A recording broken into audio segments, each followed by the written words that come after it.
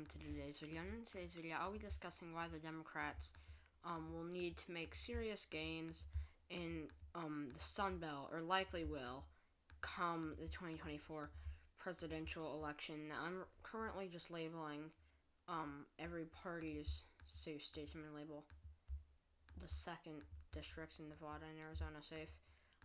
So I'm essentially, or not every state safe states, I'm essentially labeling every state that's not a swing state at this point.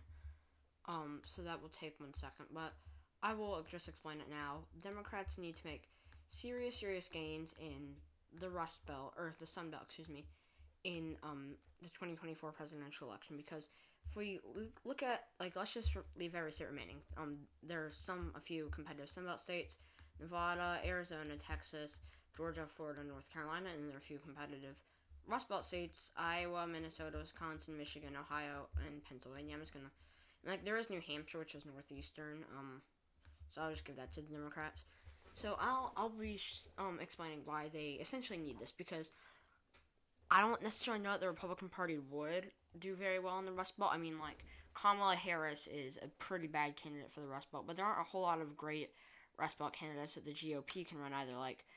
Donald Trump is a strong Rust Belt candidate, but after that, their next best is Ron DeSantis, who's not awful, but he's not Donald Trump good. And after that, there aren't many phenomenal candidates that they can run. Marco Rubio could do decent, Don Jr. could do decent. But after that, other frontrunners like Nikki Haley and Mike Pence, I think would do absolutely horribly. I think they would be two awful candidates. But Kamala Harris is also, once again, a really bad candidate. So each party have some pretty bad candidates. But there's a good chance that the Democrats run Kamala Harris, and there's also a decent chance that the Republicans run Ron DeSantis or Donald Trump. So I am going to essentially label Iowa, Ohio, and I'll give them Michigan, Pennsylvania, and Wisconsin. Now, these states are crucial for them. Let's also give them Texas and Florida, because they would be expected to win them, and let's also give them North Carolina. Now, let's give the Democrats Nevada, Arizona, Georgia.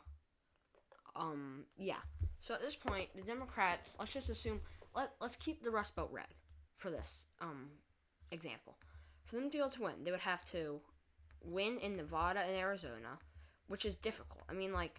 They narrowly carried Arizona.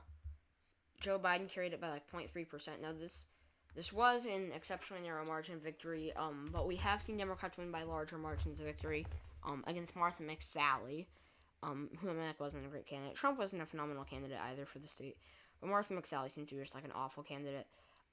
So we have seen Democrats win here, and by decent margins, but it's not 100% likely. And then Kamala Harris, people are for some reason saying that she's gonna lose Nevada.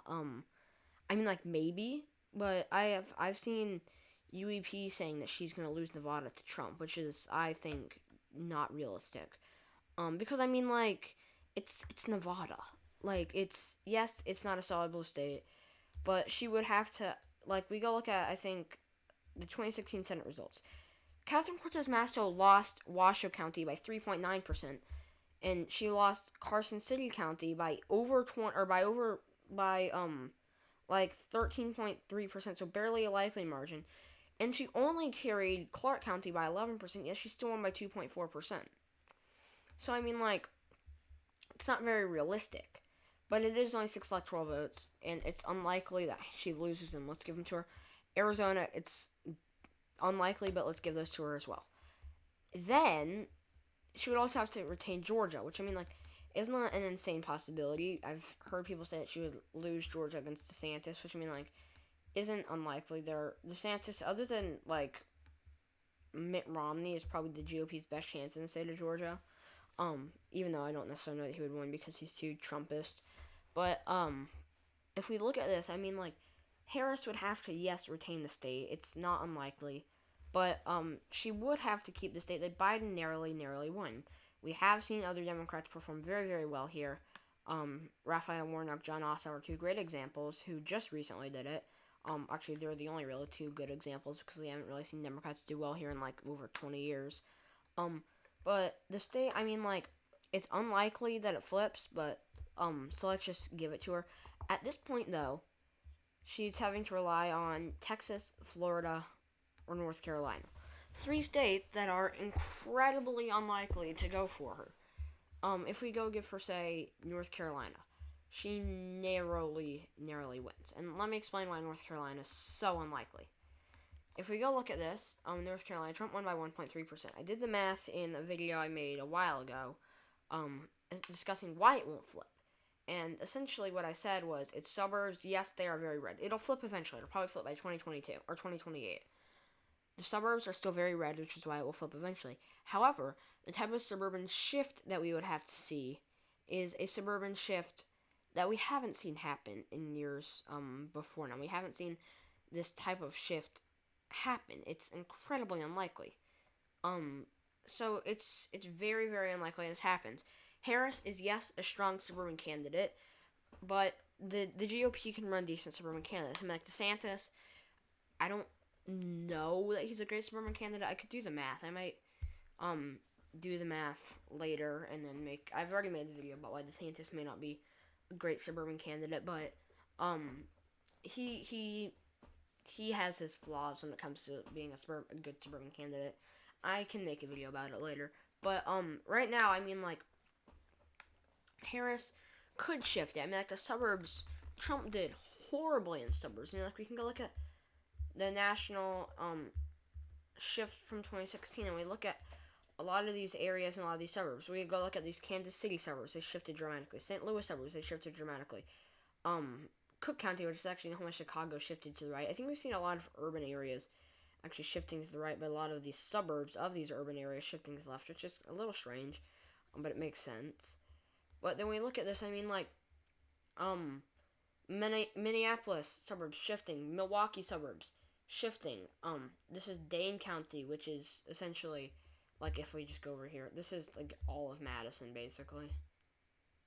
Like, Madison and whatnot, so it's most of Madison. But then we go look at this, I mean, like, I think, I always get Houston and Dallas mixed up. I think that's where Houston is. Yeah, I always don't know why I get those two mixed up. Anyways, we go look at this, and like Atlanta suburbs shifted very, very much to the left. Charlotte suburbs, we go look at these DC suburbs shifted heavily to the left, and all of these suburbs across Pennsylvania, down in Philadelphia and New York. Actually, New York shifted to the right, but a lot of these Eastern Pennsylvania suburbs. We look all of the Northeast, basically. So we look at a lot of these suburbs. Maricopa County, where are you, Maricopa County? 5% to the left. Denver suburbs shifted to the left. So we're seeing a lot of these suburbs shift dramatically to the left. And that was under Trump. Harris is, oh, that's the wrong map. Harris is, yes, a strong candidate for the suburbs. But if under Trump, even when they shifted that much, he still won it by a lean margin. It's incredibly, incredibly unlikely that she were to win it. I've heard people saying that she'll win it. I'm skeptical. I don't know that it's 100% unrealistic and never going to happen. It's a very real possibility, but it's also a possibility that we just don't see it happen enough because Trump was hated in the suburbs. Harris versus Trump, I think that Trump narrowly carries it just because Harris won't be able to do well enough among white rural voters. That's another thing. Biden did phenomenally among rural voters in the state, while Harris is an awful candidate for rural voters.